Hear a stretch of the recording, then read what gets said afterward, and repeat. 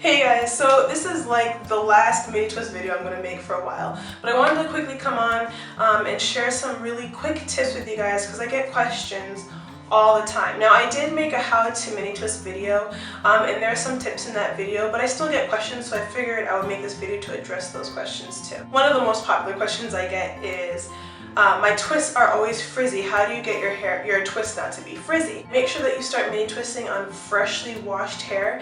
Make sure it's nice and conditioned. If you want to spray on a little bit of aloe vera juice and water to your hair before you seal it in with your product, before you start twisting, that'll really help too, because aloe vera juice helps to lay your hair flat. Then once you put the product on top of that to seal it in, it should last for a little while. You also might want to make some flaxseed gel. Now I have a video on that too, but if you put the flaxseed gel on top of the product that you use to seal it in, that'll help you out even more. Also making sure that your sections are small and not medium size. You know what they say, strength comes in numbers, so just think of it that way. If you have more hair in your twist while you're twisting it, it's not going to be as tight as if you had less hair. I know when you're twisting it's kind of like annoying and you just want to get it done, but that's really going to help you in the frizz factor too. Making sure they're nice and tight and that none of the hair can fly loose, which creates the frizz. The second question that I get is, how do you get your hair to not unravel and how do you get it to last for 4 weeks? So I mentioned this in the original how to mini twist video that I created, but I don't think I put as much emphasis on it as I should have. It's really, really important. So I kept a piece of hair out of my puff on top so I can demonstrate why this is important. What happens when it takes a long time is you start making your sections bigger and you start getting lazier with your twisting. It's really, really important that you don't get lazy with your twisting, and I'm going to show you why. It really makes a difference in how long your twist lasts and whether they unravel prematurely. So this is what a lot of people do. They'll take their two sides and they'll twist like this. I'm creating a twist, but I'm moving my hands down because I want it to end. And you're like, yeah, Whitney, of course you're doing that. It's a twist. Yeah, we'll watch. First of all, you see all the frizz that's creating?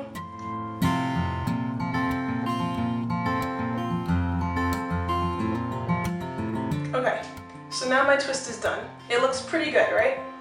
Didn't take me too long. I got it done quickly, on to the next. Once you're done twisting, that's how it looks. It doesn't look that bad, right? But this twist is really weak. It's not going to last you for 4 weeks. It's going to unravel. It's going to have frizz in it. And the reason being is because as you were twisting, you were moving your hands down because you wanted it to end. As you can see, as I hold it here, it's starting to puff up a little bit.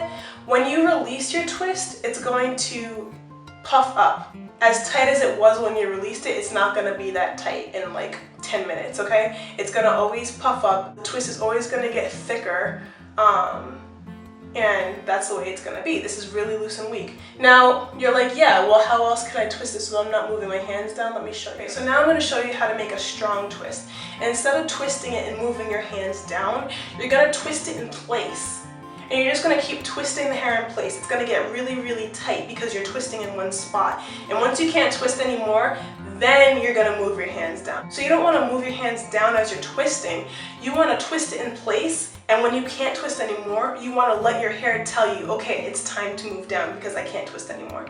That's how you create a really strong and tight mini twist, okay? So I'm going to show you the difference here. Now this does take a little longer, which is why it takes me so long to do my mini twist, but it lasts for so long. Like I kept my mini twist in for 6 weeks and I could have gone longer. So if you really want this style to keep for a really long time, you know, you kind of got to put the time in while you're installing your mini twist, okay? Okay, so I'm going to start twisting in place, and I'm not moving my hands down. You see how I'm keeping my hand in the same spot? Just keep twisting in the same spot. This is just going to make sure that your hair is really, really nice and tight, and I hope you can see that. Now I can't twist anymore in that spot. My hair is telling me, now move down. So I'm going to move down and I'm going to keep twisting in one spot. I can't twist anymore, move down. It's stronger. It's not going to unravel on you. See, I'm not moving my hands down. Now I am. So can't twist anymore, move down. It also creates less frizz. Can't twist anymore, move down. Now don't get lazy at the end, keep twisting in place. I know you want to finish it, but keep twisting in place. Don't get lazy. Wait till your hair says move it down. Move your hands down when it's ready. Okay? So when you get towards the end, you're gonna ravel. Jesus, my cat. You get towards the end, you're gonna ravel the hair. Okay? And now I'm gonna let it go and you're gonna see the difference.